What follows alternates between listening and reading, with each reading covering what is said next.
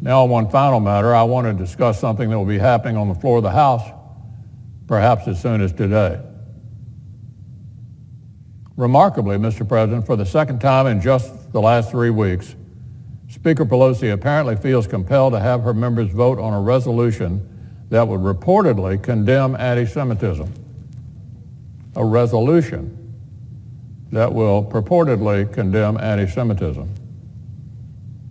Unfortunately, again, for the second time in just the last 3 weeks, this seems to be in response to the invocation of crude, hateful, and backward anti-Semitic stereotypes by one specific freshman member of the House Democratic majority.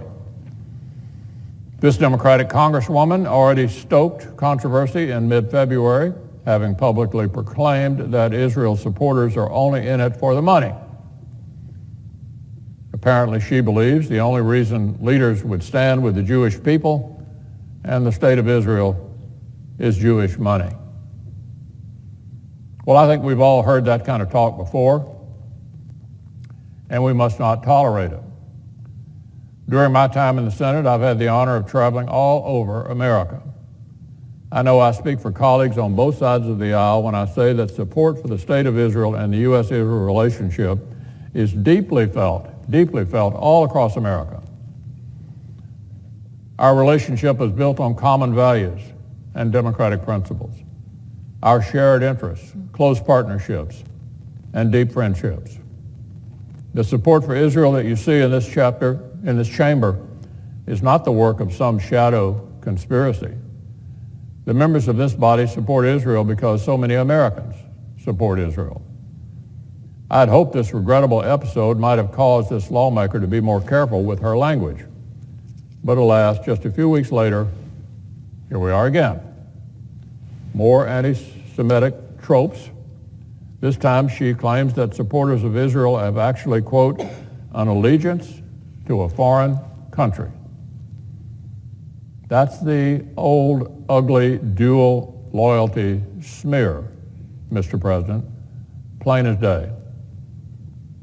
We should also not overlook that in a few cases, these anti-Semitic statements have provoked offensive anti-Muslim comments in response. That is hateful and completely inexcusable as well. So now the House of Representatives seeks to distance itself from this member's remarks and will apparently soon vote to condemn anti-Semitism for the second time in just a few weeks. Well, I hope this time the message is clear. Support for Israel isn't about the Benjamins. It's about the hearts and minds of the American people. And it's unconscionable for any member of the United States Congress, even less a member of the House Foreign Relations Committee, to repeatedly traffic in base stereotypes. The long, bloody legacy of anti-Semitism is spread out over the pages of history. But regrettably, this scourge is not confined to history. Long common across the Middle East, violent, hateful acts of anti-Semitism have been increasing throughout Europe. Less than a lifetime after the Holocaust, 9 out of 10 European Jews say anti-Semitism has increased in the past 5 years. 88% of French Jews say they actively worry about targeted vandalism. That country alone saw 541 anti-Semitic incidents in 2018, a massive 74% increase from just the prior year. In France, in 2006, a Jewish man was kidnapped for ransom because criminals assumed his Jewish family had to be rich. When their plan failed, they tortured and killed him. A memorial tree was planted in his honor. Earlier this month, that tree was found chopped down. Anti-Semitism on top of anti-Semitism. Trends here in America are troubling too. Every year, hundreds and hundreds of anti-Semitic incidents take place in America, everything from vandalism to harassment to threats in schools, college campuses, and other public places, to targeting Jewish institutions. This racial and religious hate-mongering deserves swift condemnation. swift condemnation. So I'm glad the House is at least taking up this short, symbolic resolution and rejecting the anti-Semitic tropes this Democratic Congresswoman keeps peddling. But at the end of the day, Mr. President, it's just a symbolic resolution. If House Democrats wanted to, they could pass real legislation to take action against anti-Semitism and shore up America's relationship with Israel. I know they could because last month the Senate did just that. We did that here in the Senate last month. The House should take up and pass S1, the bipartisan foreign policy legislation that the Senate passed last month, 77 to 23. That legislation walks the walk. It supports Israel and gives local communities the flexibility to combat the so-called BDS movement, which is a kind of anti-Semitic economic warfare that opponents of Israel are trying to wage against the Jewish state. The bill also attends to other critical priorities, such as renewing U.S. commitments to Jordan's security and providing for the Assad regime's butchers to be brought to justice. S1 is not just about combating anti-Semitism or bolstering the U.S.-Israel relationship. It's about standing with an Arab partner like Jordan and providing justice for the Syrian people. So, Mr. President, my point is this: resolutions are fine, but the House could do something that mattered by taking up S1 that we sent them last month that deals with the BDS boycott against Israel. Words are one thing.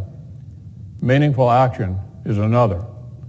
House Democrats should walk the walk and pass S1 without any further pointless delay.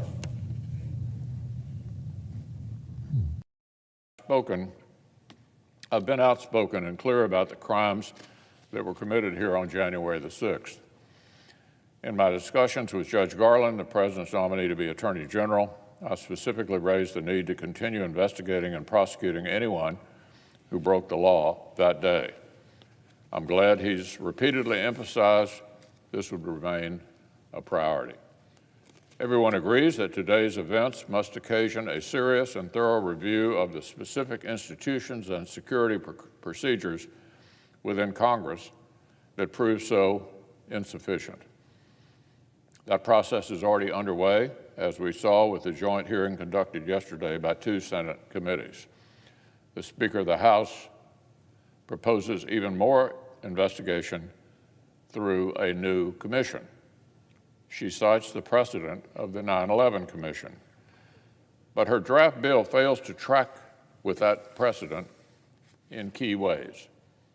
The 9/11 Commission was intentionally built to be bipartisan. The 50-50 bipartisan split of the commissioners was a key feature. It both helped the effectiveness of the investigation itself and helped give the whole country confidence in its work and its recommendations. This time, however, Speaker Pelosi started by proposing a commission that would be partisan by design. 7 appointments for Democrats, just 4 for Republicans. The 9/11 Commission also built consensus by requiring bipartisan support for subpoenas. The Speaker's bill would vest subpoena power in 1 appointee chosen by the Democrats. Both the Democrat and Republican leaders of the 9/11 Commission are speaking out against this bizarre partisan concept. Let me say that again. The leaders of the 9/11 Commission, 1 Republican, 1 Democrat, are speaking out against the way this proposal is crafted by the Speaker. Lee Hamilton, the Democrat vice chairman of the 9/11 Commission, says, quote, "That does not sound to me like a good start. It sounds like a partisan beginning." That was the Democratic chairman of the 9/11 Commission. Tom Kean, the Republican chairman, pointed out what should be obvious. Unless you have equal representation, the report won't have as much confidence from the American people. Any undertaking along these lines needs to be fair and needs to be even-handed. That really shouldn't be controversial. and it goes beyond just the makeup of the panel. For example, the Speaker's proposal imagines something more than an investigation into specific security failures that occurred here at the Capitol. It sets the stage for a somewhat broader inquiry into domestic violent extremism beyond just that day. But the partisan panel wouldn't get to decide which other incidents are and are not relevant. Rioting and political violence are abhorrent and unacceptable, no matter what cause the mob is advancing. These are not forms of political speech. For almost a year now, we've seen political violence and riots become an increasingly normalized phenomenon across our national life. None of us should accept that. January the 6th was uniquely grave because the intent was to interrupt a constitutional duty of Congress. But if this new commission is to go beyond a targeted after-action analysis of the security failures here at the Capitol complex, if Congress is going to attempt some broader analysis of toxic political violence across the country, then in that case, we cannot have artificial cherry picking of which terrible behavior does and which terrible behavior does not deserve scrutiny. We could do something narrow that looks at the Capitol, or we could potentially do something broader to analyze the full scope of political violence here in our country. We cannot land at some artificial politicized halfway point. Don't take it from me. Take it from the Democratic and Republican leaders of the 9/11 Commission. An inquiry with a hardwired partisan slant would never be legitimate in the eyes of the American people.